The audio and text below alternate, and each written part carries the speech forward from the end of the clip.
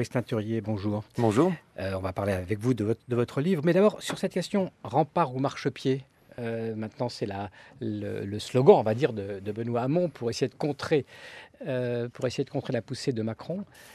C'est pas un rempart, ce serait un marchepied. Qu'est-ce que vous en pensez ? Qu'il faudrait que ces affirmations soient quand même un tout petit peu étayées, parce que pour l'instant, j'ai l'impression qu'il y a beaucoup d'anathèmes qui sont jetés.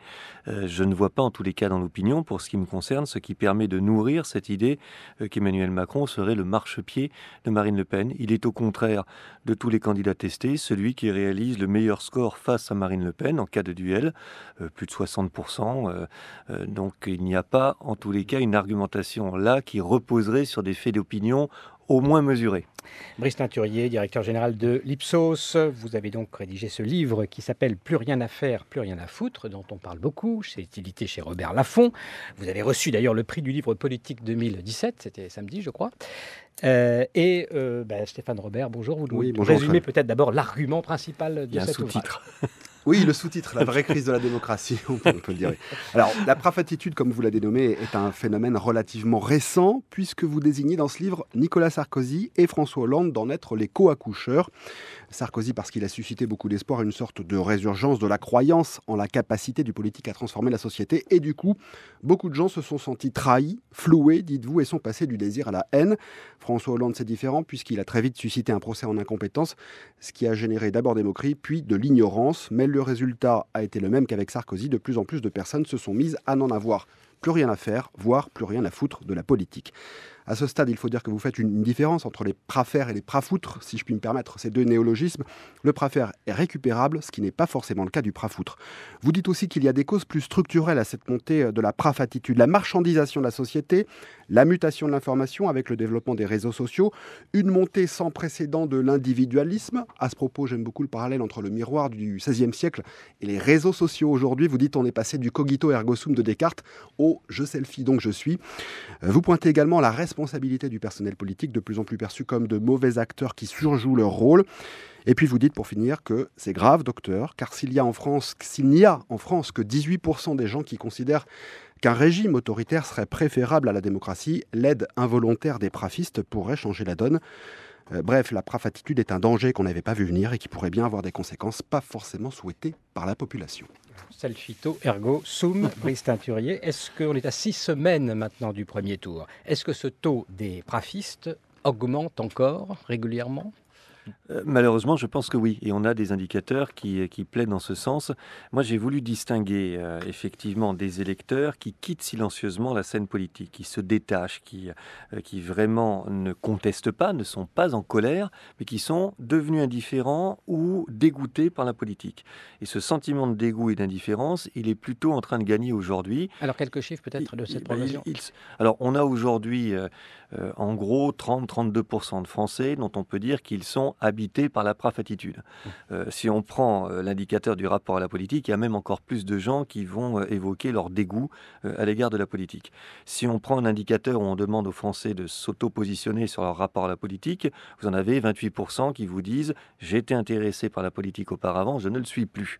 Et puis si on prend des indicateurs relatifs à la démocratie, on a 30-32% de Français qui nous disent que d'autres régimes seraient tout aussi bons que la démocratie. Ça ne veut absolument pas dire, je le précise tout de suite, qu'ils sont en faveur d'un régime autoritaire. Ça veut dire simplement qu'ils relativisent et qu'il y a une désacralisation, on va dire, à minima de la démocratie. Donc on va avoir un fort taux d'abstention, en fait. Alors la traduction majeure du prafisme, c'est effectivement l'abstentionnisme électoral. C'est pour ça qu'il faut vraiment les distinguer des frontistes. Moi, j'étais très frappé de voir à quel point on se polarisait sur la tripartition et la quadripartition maintenant du système politique, gauche, droite, FN, quadripartition si on y rajoute Emmanuel Macron, les 4 quarts, et qu'on ne voyait pas que cela occultait une autre France extrêmement nombreuse de Français qui se détachaient de plus en plus. On s'est gargarisé, pardonnez-moi l'expression, mais sur les 4 300 000 électeurs qui sont allés voter à la primaire, moi je m'intéresse aux 16 millions qui sont restés chez eux. Et je pense qu'il constitue un phénomène tout aussi important et qu'à tort on minimise. Et on est en train de voir qu'en réalité ils sont là à travers un potentiel abstentionnisme sur cette élection présidentielle qui se rapprocherait plutôt des records de 2002 que des bons niveaux de 2012 et de 2007. Stéphane Robert. Vous dites qu'à l'origine du bal, il y a une sorte d'esprit français et vous parlez de notion de doute radical. C'est quoi, en quelques mots ? Je pointe le fait qu'effectivement nous sommes dans un pays où il y a une singularité mondiale en termes de défiance. Nous ne sommes absolument pas des dépressifs, j'essaye de tordre le cou à ce stéréotype. En revanche, le pessimisme et la défiance, ça c'est tout à fait vrai. Et je ne peux pas m'empêcher de faire le parallèle quand même avec le fait que nous sommes le pays qui a inventé Descartes, philosophe admirable bien évidemment, mais dont le cheminement du doute radical en vient chez lui au point de douter qu'il a un propre corps pour accoucher du cogito ergo sum. Donc on est quand même un pays qui fait du doute quelque chose de fondamental. Et dans ce rapport au doute aussi, il y a l'idée qu'on va fonder la vérité. Peu de pays ont cette culture-là. Si vous êtes dans un système où il y a la vérité, eh bien vous êtes dans un système où il y aura des affrontements parce qu'on ne négocie pas avec la vérité. On n'est pas dans le jeu des coalitions. Donc les affrontements, et c'est bien la culture du pays, sont extrêmement forts, extrêmement puissants en politique. Ce qui est dramatique, c'est quand on passe de l'argumentation rationnelle, qui peut être vive, à la vindicte ou aux anathèmes. Vous dites qu'il y a plein de causalités à ce phénomène. Vous parlez de la marchandisation et du développement de l'individualisme. Vous dites on flatte le désir du consommateur, un désir qui se renouvelle en permanence et du coup, plus rien n'est constant et on cherche la constance finalement dans la tradition. Oui, en fait, j'ai essayé de travailler et de regarder ce que l'information développait comme modèle de référence commune. Il me semble qu'il y en a deux et qu'elles sont clairement articulées. De plus en plus, un modèle autour de l'hyperconsommation. Les journaux d'information ont donné de plus en plus de place à des magazines qui tournent autour du surimi, de ce que vous mangez, de ce que vous achetez, etc.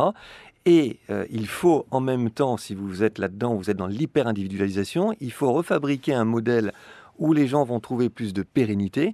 Et comme par hasard, vous voyez surgir une valorisation de la tradition à travers toutes les émissions autour du patrimoine, à travers également tout ce qu'on peut voir sur le village préféré des Français, etc. Et les deux sont liés. C'est parce qu'à un moment donné, vous développez l'hyper-individualisation de la consommation que vous avez mécaniquement besoin de refabriquer un référentiel plus commun qui est celui de la tradition. Au passage, ce sont les deux référentiels contre lesquels la gauche se bat. Donc il ne faut pas être étonné qu'elle soit idéologiquement en situation difficile. Le marché d'un côté, la tradition de l'autre, ce n'est quand même pas ce sur quoi est établie depuis longtemps une idéologie de gauche. Et du coup, est-ce que Marine Le Pen pourrait récupérer une partie de ces personnes qui se réintéresseraient à la politique ? Alors, à la base, les prafistes ne sont pas des frontistes. Encore une fois, ils ne sont pas dans la colère, dans la contestation. Tout le monde, d'ailleurs, peut être touché à un moment donné par la prafatitude. Et c'est un électorat qui s'éloigne de la politique pour beaucoup de raisons, mais de bonnes raisons aussi. Il y a l'effondrement de la morale publique, etc.